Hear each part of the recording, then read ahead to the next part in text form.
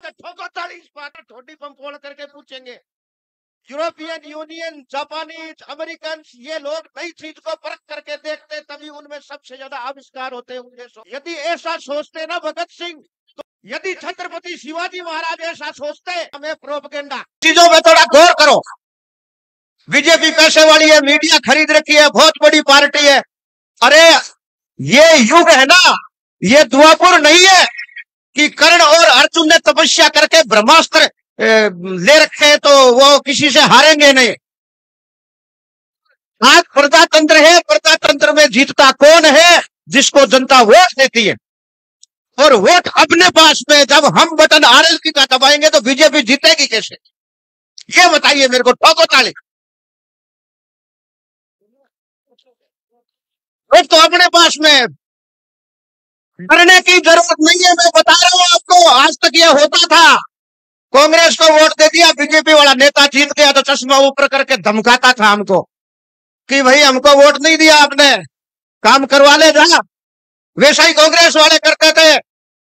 हनुमान बेनीवाल जैसे सीधी सेना है, इसलिए डरने घबराने की कोई जरूरत नहीं है उसके सामने। इस चंडी के सामने सरकारें झुकती है।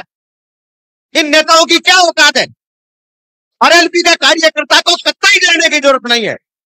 बेखौफ होकर के प्रचार कीजिए, वोट दीजिए और दिलवाइए।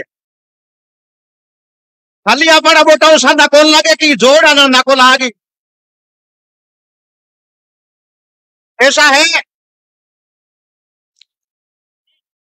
जब सीता जी को ढूंढते ढूंढते बजरंगबली गए थे समुद्र के किनारे, तो समुद्र को देख करके बजरंगबली असमंजस में पड़ गए कि इतना बड़ा समुद्र आ गया सामने, अब क्या करेंगे? क्यों? क्योंकि उनको अपनी ताकत याद नहीं थी, भूल गए थे वो। वैसा ही हमारी राजस्थान की जनता के साथ में हो गया। 70 साल से हम लोग अपनी प्रजातांत्रिक ताकत को, वोटिंग पावर को भूल गए हम, और तीसरी पार्टी खड़ी नहीं कर पाए। जब बजरंगबली को अपनी ताकत याद दिलाई गई, कह रहे भाया तो को जगटे हम सूरज गिट गयो, समुद्र का ही चीज है। अरे क्यों, मैं तो 4 समुद्र लांग दियो यान का। तो आपने हनुमान जी तीसरी पार्टी खड़ी करे और प्रचार कर प्रसार कर जगा दिया वो काम होगा वो जगाने को। अब समुद्र ने लाभड़ो आपको काम है, यानी कि पार्टी में पूरी मजबूत करनी और सत्ता तक पहुंचानो आपको काम है। सहमत होना सकला, शाबाश। नमस्ते सब जायल विधानसभा के क्षेत्र के लोगों और पूरे राजस्थान के लोगों, हमारी आई अपील है, हे महाबाहु उठो, जागो और बदलते सिस्टम को, व्यवस्था को इन पार्टियों के बराबर की हो जाएगी। उस दिन आम वोटर की वैल्यू हो जाएगी। मैं पक्की बता रहा हूं आपको। भारत के भ्रमण करने वाले लोगों में से जो राजस्थान से बाहर रहने वाले लोग हैं और जिनके स्टेट में 3-4 पार्टी है, उनसे पूछिए आपकी वहां के वोटर की क्या वैल्यू है। नहीं तो अपने यहाँ क्या होता है, राजी नाराजी तो अपने घर में होती है, तो पार्टी में भी होती है। किसी पार्टी के अपने सदस्य है, किसी की पैरोकारी कर रहे हैं, किसी के लिए मेहनत कर रहे हैं, उसके किसी कार्यकर्ता से, किसी नेता से अपनी अनबन हो गई, सामने वाला भाव नहीं देता अपने को कि उससे नाराज हो गया तो अपने आप उसको क्या भाव देना है। तुष्टीकरण होता है जनता का, बहुत बुरी तरह तुष्टीकरण होता है। लेकिन जब तीसरी पार्टी पूरी ताकत में आ जाएगी तो तुष्टीकरण बंद हो जाएगा। कांग्रेस से जो भी कार्यकर्ता नाराज होगा, बीजेपी वाला सोचेगा ये तो आरएलपी में चला जाएगा, उससे पहले पकड़ो उसको, उसकी जो मांग है, जो काम है, करो उसका। पक्की बात है, ठोको ताली इस बात पे। और वैसे ही यदि कोई बीजेपी से भी नाराज होगा तो कांग्रेस वाले अपने को पहले सलाम करके 3 बार ठोडी बम फोड़ करके पूछेंगे कि भैया तो उधर मत जा, इधर आ जा।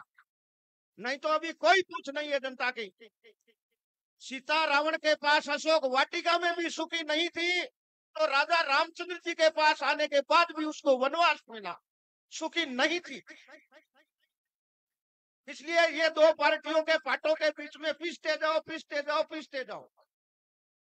ये जो नई राजनीतिक विचारधारा बनी है, इसके ऊपर थोड़ा चिंतन करो, मनन करो। राजनीतिक दिवालियेपन से बाहर निकलो आप। कोई नहीं फर्क पड़ता, एक 5 साल के लिए कौन एमएलए आ जाता है। 70 साल से ही तो आ रहे एमएलए, अपना वोट तो दे ही रहे हैं। उन्होंने हमको कौन सा चांद पे बसा दिया। 5 साल और देख लेंगे, इस नई चीज को चेक करके देखो आप। यूरोपियन यूनियन, जापानीज, अमेरिकन, ये लोग नई चीज को परख करके देखते, तभी उनमें सबसे ज्यादा आविष्कार होते हैं उन देशों में। अपन लोग क्या एक डर्रा पकड़ के बैठ गए, बस ये राष्ट्रीय पार्टियां यही जीतेगी, यही सब कुछ करेगी, जो कुछ भी करेगी। यदि ऐसा सोचते ना भगत सिंह, तो अपना देश आजाद नहीं होता। यदि छत्रपति शिवाजी महाराज ऐसा सोचते, तो इतनी बड़ी मराठा एम्पायर होती। उनका विजन था कि यदि हम चिंगारी लगाएंगे तो हो सकता है कितनी बड़ी अग्नि फैल जाए, उससे कितना बड़ा विकराल रूप ले ले। और भगत सिंह जी ने फांसी पे झूला झूला, उसका नतीजा ये हुआ कि पूरा देश जाग गया और अंग्रेज को भारत छोड़ के जाना पड़ा यहां से।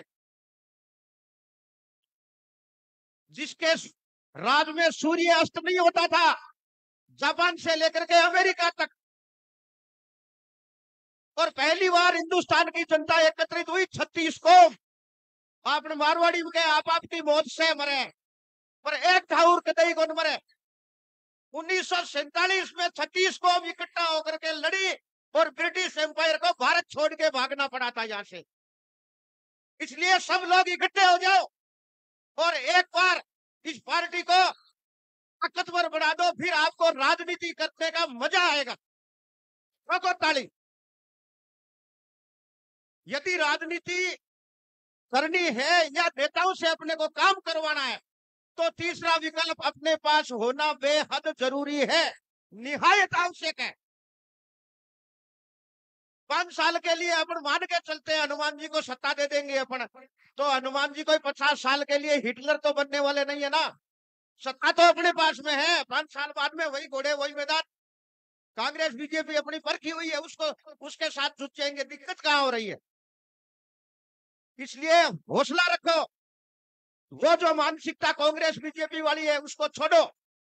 आजकल एक नया हथियार है, पुराने जमाने से भी चला आ रहा, लेकिन पहले लोग ध्यान कम देते थे, जिसका नाम है प्रोपगेंडा, जिसका मास्टर है चीन। उसके बाद में यूरोपियन यूनियन, अमेरिका, ये लोग हैं। लेकिन भारत में बीजेपी के पास आज अथाह धन संपत्ति है, धन बल है, इसलिए वो दुनिया भर के प्रोपगेंडा फेंक दिए। पूरी मेन स्ट्रीम मीडिया बीजेपी ने खरीद रखी है। टेलीविजन पे देखो आप, कहीं नाम आता है कि आरएलपी का? नहीं आएगा। वो तो बोलेंगे 120 सीट राजस्थान में बीजेपी की आ रही है। अरे भाई क्यों आ रही है, वजह तो बताओ हमको, क्यों आ रही है? इस भ्रष्टाचार की पराकाष्ठा में डूबी हुई कांग्रेस